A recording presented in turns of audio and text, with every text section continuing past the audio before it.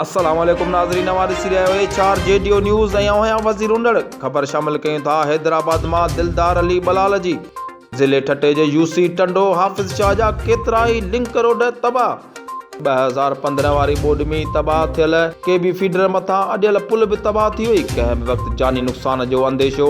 ॻोठाणनि जो शहर सां राब्तो कटिजण जे करे ॻोठाणनि जो गुज़र सफ़र मुश्किल बणिजी वियो। रोड रस्ता तबाह थियण सबबि ॻोठाणा एमरजेंसीअ में सख़्त परेशानियुनि खे मुंहुं ॾियण ते मजबूर। टंडो हाफ़िज़ शाह वाया रमज़ान दल लिंक रोड ऐं हुन सां लाॻापियल केतिरा ई लिंक रोड 2015 वारी बोड में तबाह थी विया, जंहिंजो 2016 में टेंडर बि थियो। ठेकेदार रोड ते पत्थर लहराए गुम थी विया, जॾहिं त टंडो हाफ़िज़ शाह रोड ते KB फीडर मथां अॼियल पुल बि इंतहाई ख़तरनाक बणिजी वई, जेका कंहिं बि वक़्तु धमाके सां किरी सघे थी। हिननि मुतालबो कयो त रोड ऐं पुल तइमीर कराए हिते जे आवाम खे परेशानियुनि खां बचायो वञे।